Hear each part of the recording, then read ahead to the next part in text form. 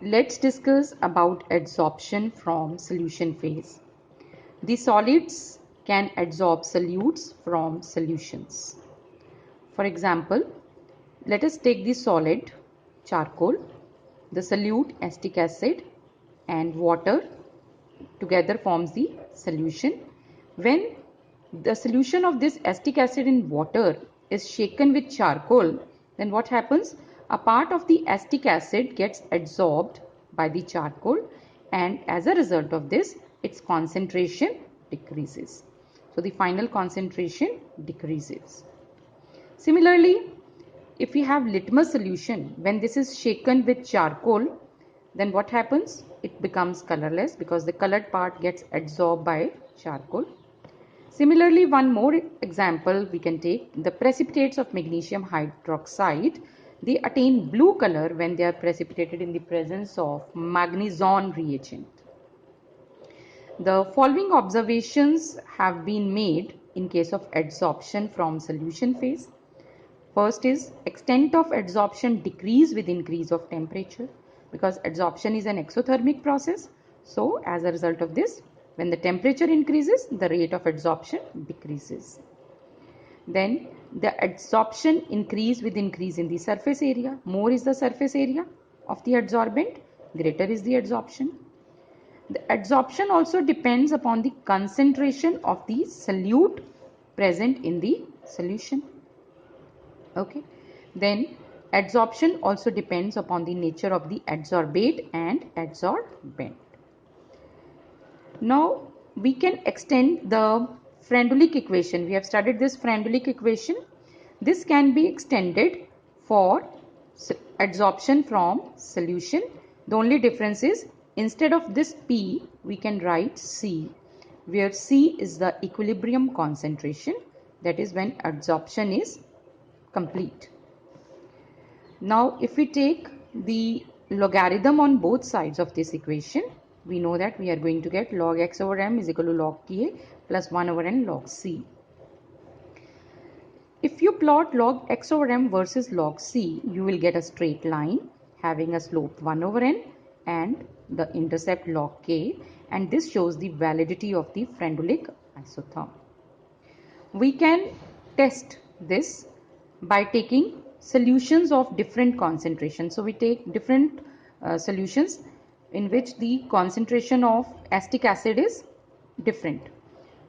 This is say C1, C2, C3. So we take three different say solution, and we take equal volume of these solution, these three conical flasks. So we take 50 ml conical flask, we take 50 ml from these having different concentrations, and we add equal amount of the charcoal.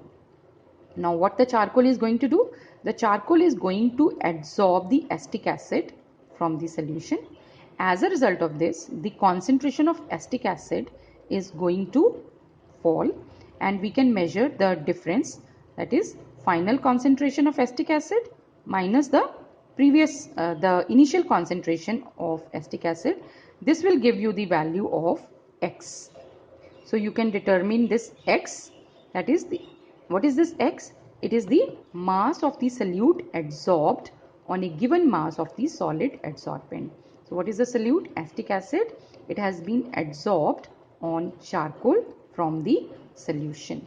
So this difference in the initial and the final concentration will give us the value of X, and using this equation we can determine the validity of Frendulic isotherm.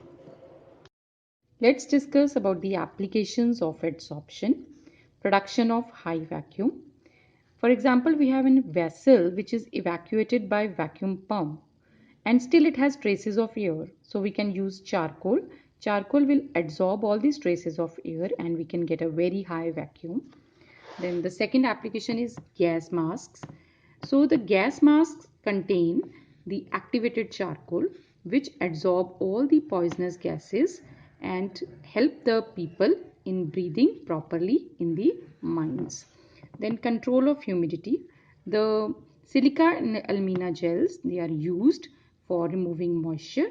You must have come across silica gel when you must have purchased new shoes, and the shoebox generally contain the sachet of silica gel. The purpose is that it absorbs the moisture.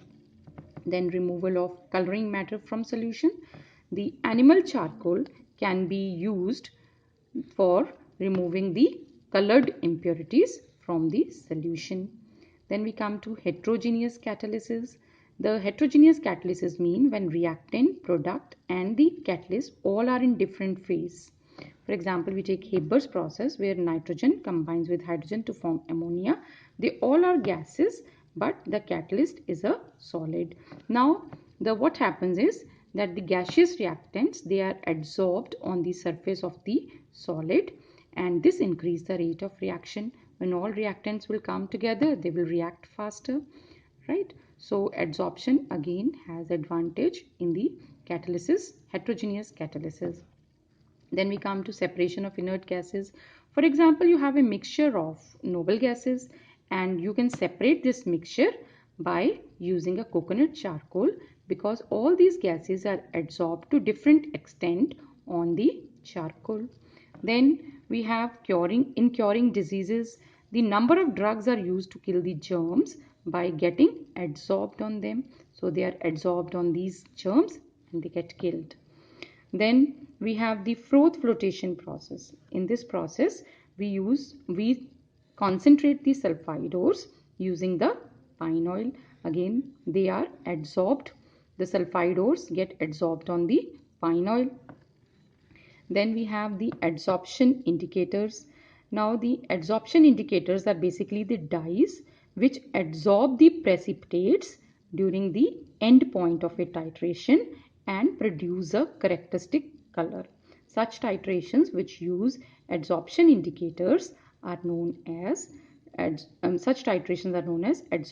titrations. Then the last application is chromatographic analysis. In chromatography, the different components of a mixture are adsorbed to different extent. This helps in separation of the mixture. This helps in separation of the components from the mixture.